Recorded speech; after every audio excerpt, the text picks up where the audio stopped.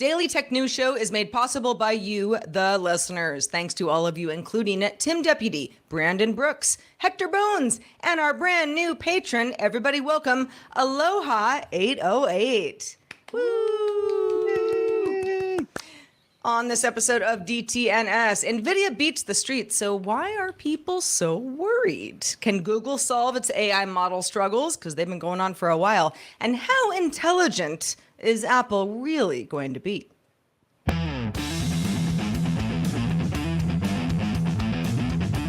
This is the Daily Tech News for Thursday, August 29th, 2024. From Studio Animal House, I'm Sarah Lane. From hot and humid Columbus, Ohio, I'm Robb Dunewood. I am the show's producer, Roger Chang. And whoever's listening to this right now, you're joining us as well, and we thank you for doing so. All right, we're all hot and humid. Let's get into the quick hits. No relation. Meta's social network Threads is making replies in the Fediverse more visible. A lot of people have been wanting this for a while. Some limitations. You can't reply directly to post from Mastodon or other ActivityPub enabled services within Threads. But if you've opted into this view, you can now see a new Fediverse replies section that appears underneath posts that have replies from Mastodon servers and other federated accounts. It's a beta feature for now, and Thread notes that some replies may still not be visible. Automatic, the company behind WordPress, also became the owner of Tumblr 5 years ago. Now Tumblr is shifting its back end over to WordPress, which doesn't change the Tumblr's front end platform. It'll just now run on WordPress. Automatic says it makes it easier to build tools and features that work on both services, and Tumblr can now also take advantage of the open source developments on WordPress.org. Yelp has filed an antitrust lawsuit against longtime search result rival Google. This is less than a month after a federal judge ruled that Google was operating as a monopoly, so probably not too coincidental timing. Yelp alleges that Google has created or preserved its monopoly in local search by prioritizing its own services, and also wants the court to not only order Google to stop, but pay for damages to Yelp's business as a result. Google claims that it has evidence that APT29, a group of Russia-linked hackers, is using exploits that are, quote, identical or strikingly similar to those previously made by spyware makers in Telexa and NSO Group. Google said in a blog post released today that it is not sure how the Russian government acquired the exploits, but said that this is an example of how exploits developed by spyware makers can end up in the hands of dangerous threat actors. According to the blog post, the exploit targets iPhone and iPads, and it was designed to steal user account cookies stored in Safari, specifically across a range of online email providers that host personal and work accounts of members of the Mongolian government. All right, all week we've been talking about the Telegram saga, which continues to unveil. Telegram CEO Pavel Durov was formally arrested in France on charges related to the distribution of pornographic images involving minors. Now, Telegram is accused of not responding to requests from French authorities to help identify a person involved in that specific case. Durov faces charges of complicity in distributing the images, money laundering, and also failing to file proper paperwork for Telegram's encryption. So basically running the platform that helped somebody do the things that they are accused of doing.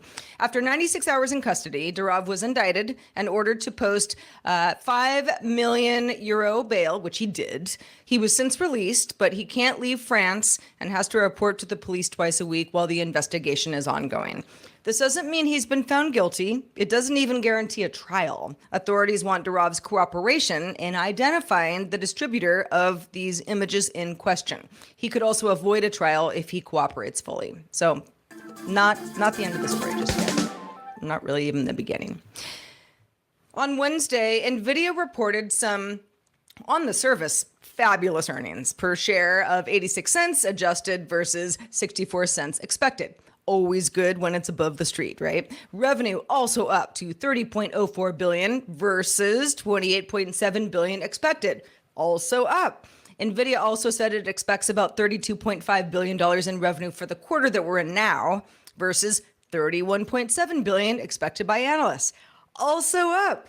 In fact, it would be up 80% from a year earlier, if you're looking at it on a year basis, Also, on an annual basis, revenue is up 122% during this quarter, following 3 straight periods of year-over-year growth above 200%. Looking at numbers, Nvidia cannot lose. We're on the up and up. It was even briefly the most valuable public company in the world. You might remember we talked about this on the show, although it has since dropped back to second place after Apple. So still in really good shape. Nvidia's data center business, that includes the very sought after AI processor business, climbed 154% from a year earlier to 26.3 billion. That is 88% of Nvidia's total sales. This is where Nvidia is making all of its money.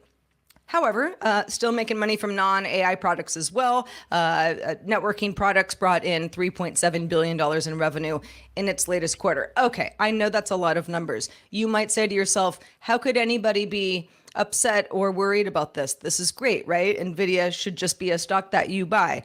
Well, Rob, it sounds like the Blackwell chip, which has seen some issues behind the scenes, has gotten been in some delays before, kind of has everybody worried. Like, if the getting's good so much now, can it be sustainable? It's interesting how analysts look at things and how companies report their numbers and report what they think they're going to do the next quarter. By all metrics, Nvidia has had a 5-year run, unlike many other companies in the history of companies in existence have ever seen. And they aren't projecting that they're going to do poorly. They're just projecting that we're not going to have these historic all-time numbers to where we're doing 200% of our number. Oh, that's horrible news. We have to lower guidance on your chip. Now, there are some reasons why they should be doing this. Their biggest customers are making it fairly clear that we don't want to be beholden to Intel forever. We might try to do some of this stuff on our own hardware.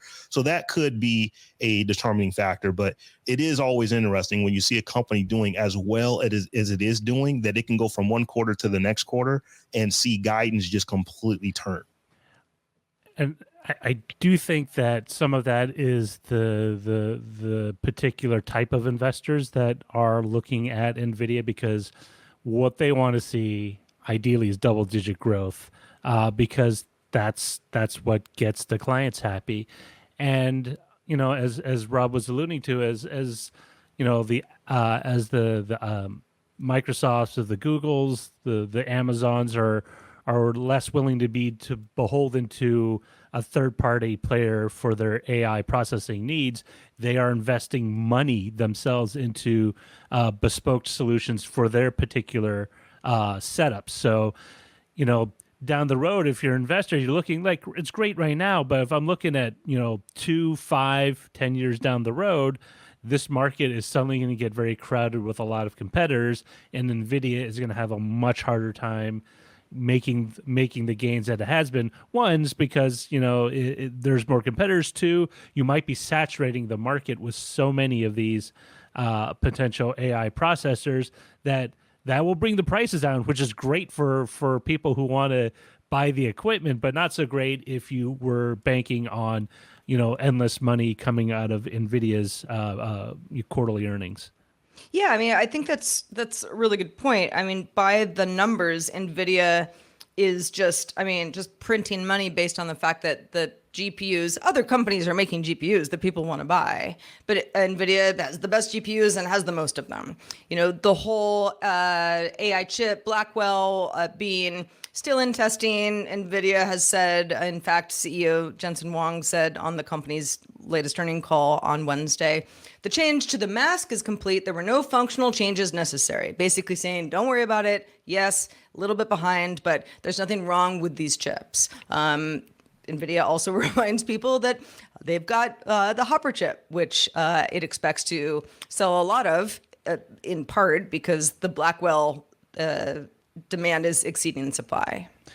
And it's interesting to note, like, one of the tacks that Nvidia is taking, because they know this from their experience producing GPUs for PCs, is that when it first started out, Nvidia was heavily invested in the PC gaming market, but they knew that cash cow wasn't going to exist forever, and so they branched out. They branched out into GPU or general purpose computing on the GPU to support products like Adobe Creative Cloud, whether it's Photoshop, Premiere Pro, because they needed to widen the basket and how they were making money. And Nvidia is looking at ways to providing services, right? Whether it's GeForce now, for streamed video gaming, or offering AI processing services for smaller outfits that can't really afford to do everything in house. They can just lease out time on Nvidia's equipment.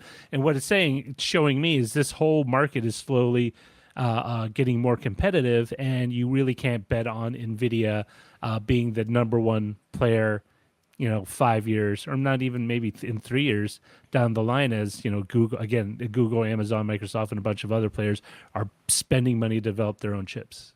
Yeah, it's a great example of like being at the top is a little scary because everyone else just wants to take a piece of the pie that you've just been able to get for this amount of time. Yeah, and Nvidia is going to have to be innovative and come up with some new stuff to keep that excitement going. Oh, we can dominate this market this way with this new thing. And I don't think that they've really announced that yet.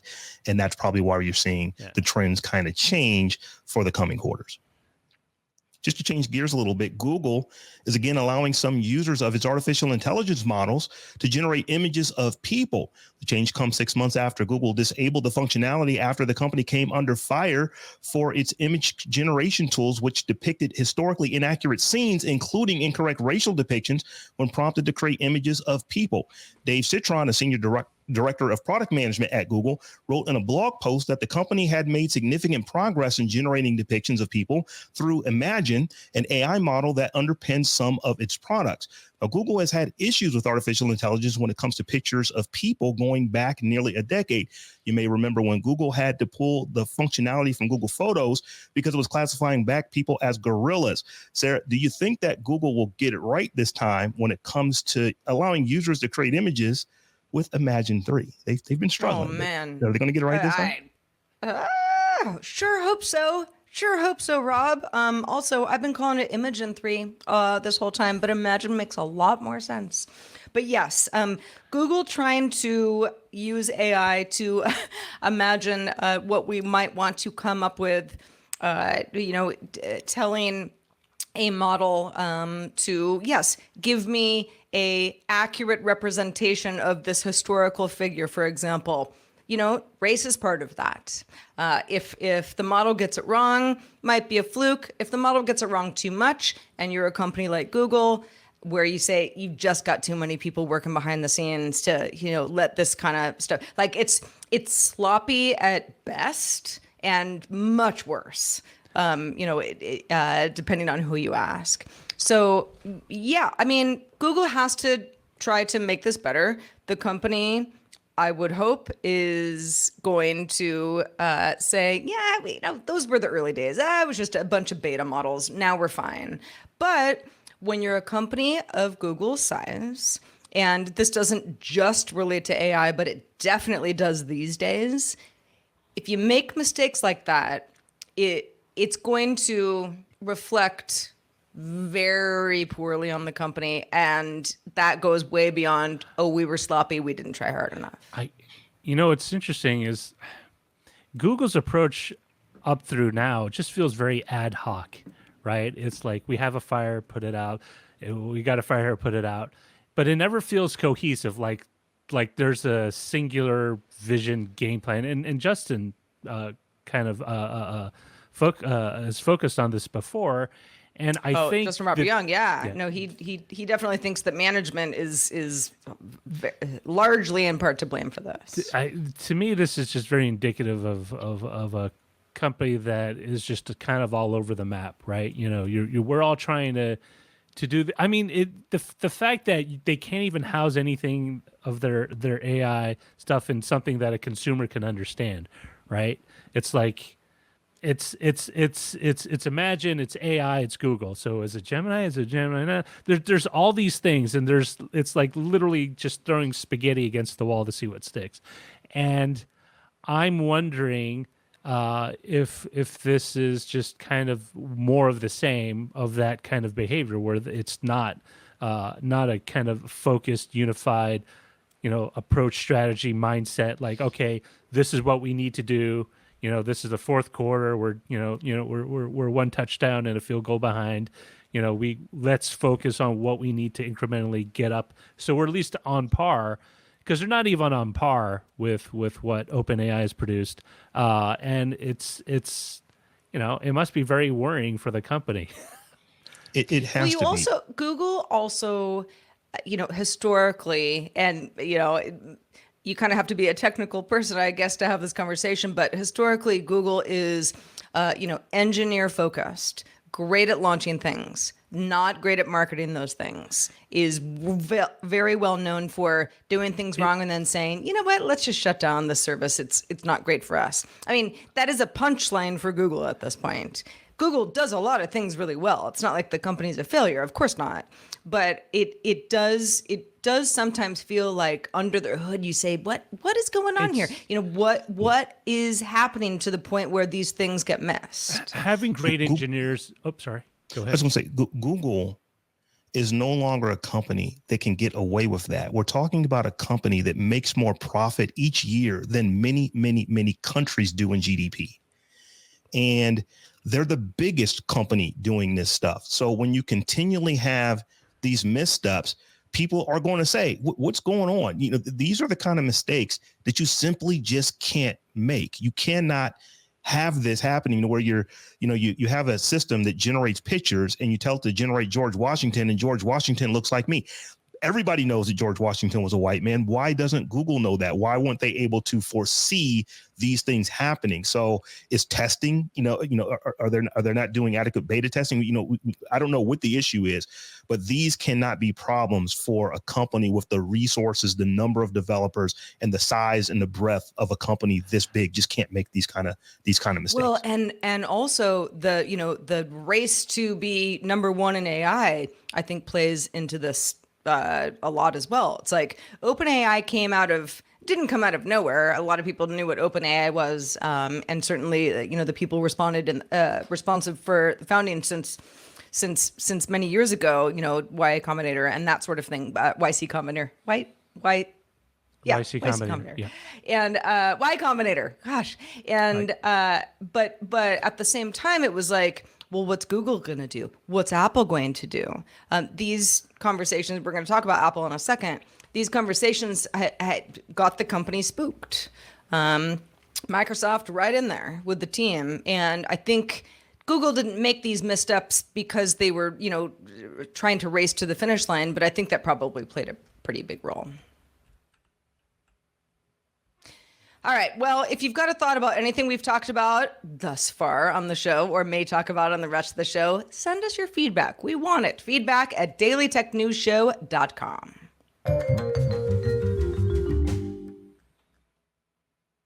All right. So Apple uses its Applebot to scrape sites for search indexing and training data for Apple Intelligence products. This is not something that Apple is doing, in a silo. Lots of other companies do this. In fact, we've talked about issues with Reddit saying we aren't cool with certain companies scraping our data, for example. We would like to have some sort of financial relationship with you. The search data helps Apple feed its Spotlight suggestions, but that's not the only data that is being used, just part of it. But if you're a website and you don't want to be involved, you do have an option to opt out of Apple Intelligence, that you use an Applebot extended tag that still lets you appear in search results. So something like if I search for something on my iPhone using Siri type thing, you're not going to get cut out of that. But you don't get scraped for Apple Intelligence specifically. Now, Wired examined some major sites, robots.txt files. These are the files that can allow or disallow scraping, finding that quite a few sites indeed opted out of Apple Intelligence. Facebook, Instagram, Craigslist, Tumblr, the New York Times, Wired's own parent company, Condé Nast. Data journalist Ben Nash did some separate digging around of his own and found about 25% here or there of news websites are indeed opting out of Apple's training data. Now you might say, ooh, so, I mean, somebody's got a problem with Apple specifically. Yeah, they have a problem with Apple having so much money and not paying these companies to be in on the game here. I mean, Apple Intelligence, we don't even really know what it is yet. We know that there are some features that are promised, and there's a few things in developer builds, for iOS and macOS. But Rob, I gotta say, I mean, it is a pay-to-play world. It's definitely a pay-to-play world. Apple, according to this, is 25% of sites are blocking them. The article, and I believe the article, believes that this number is going to go up largely in part because there's just not a lot of companies that are paying attention to Apple in that way. This is something that they haven't historically done. So they're not looking at them like they look at Google or like they look at ChatGPT or OpenAI, I should say, or Perplexity or some of these other platforms where they know that this is what, that they're coming after their data. I absolutely imagine that this number is going to go up from 25%.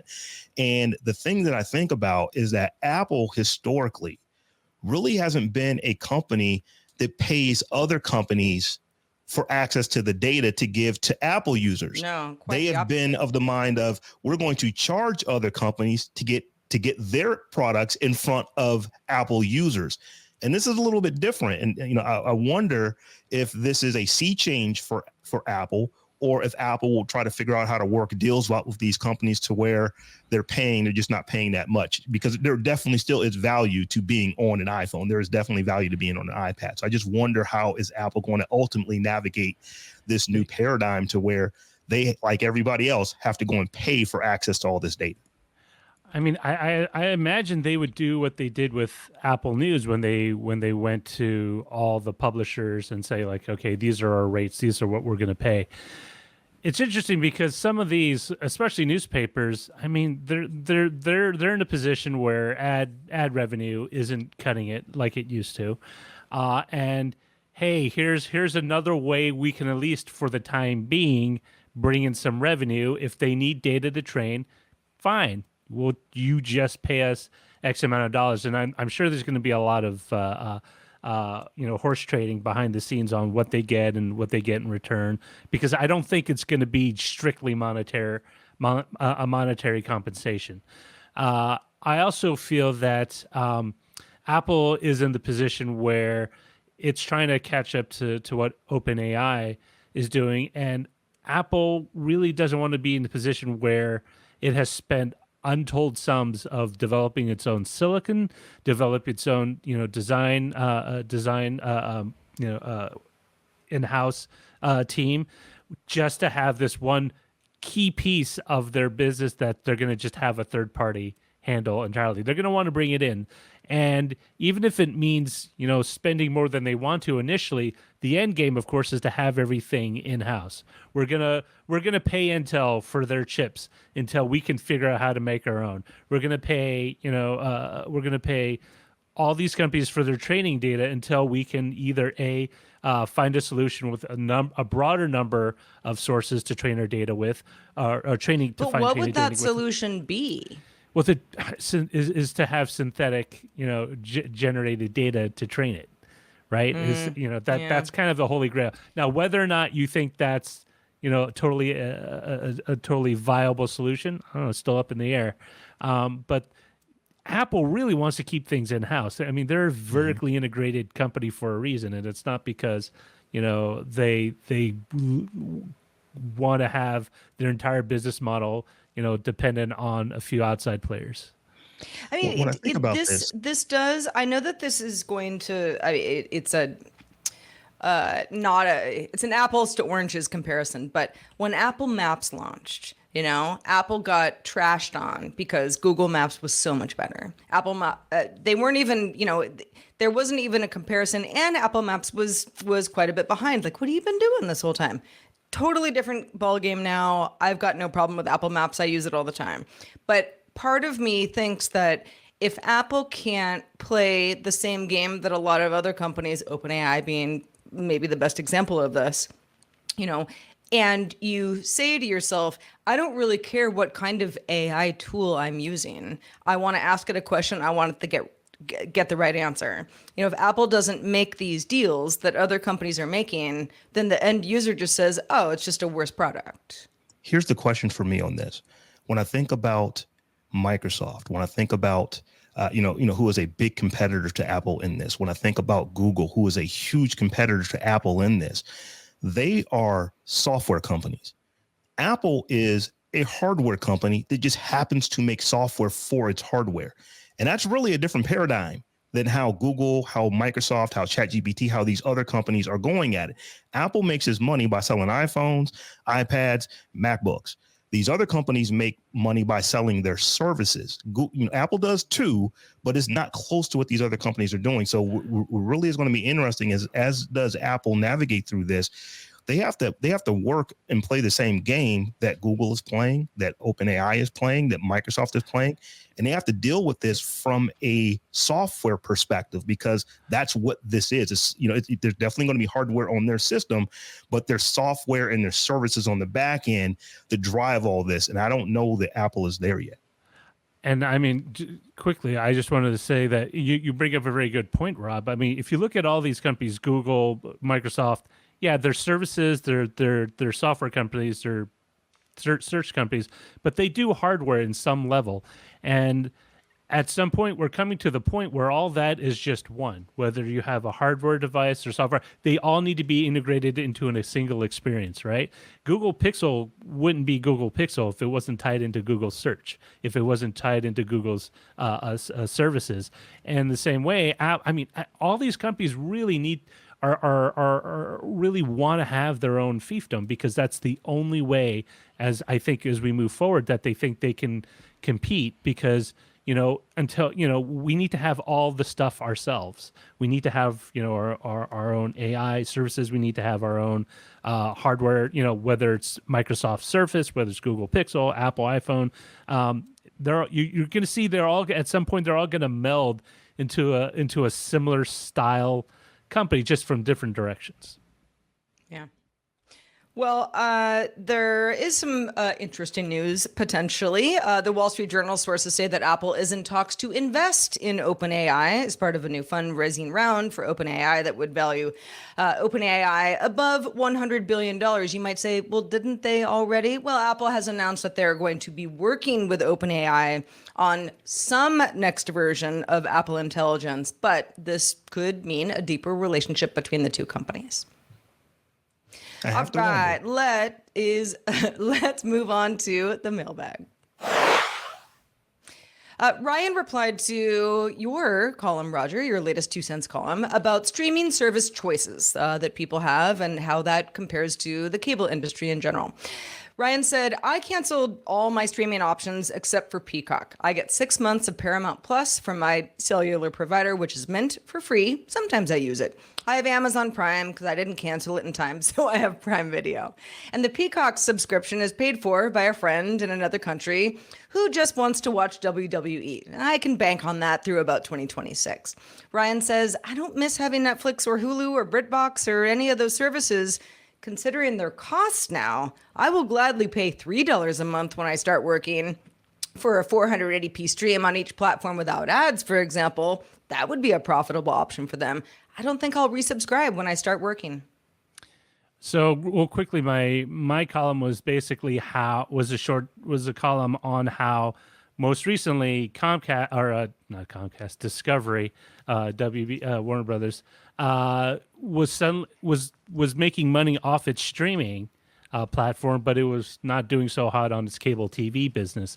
And what I was pointing at was the kind of swapping of the positions, where cable TV was now kind of looking a little sick compared to streaming, because Netflix, Disney Plus, they all see, they've all seen they're all in the black as of recently.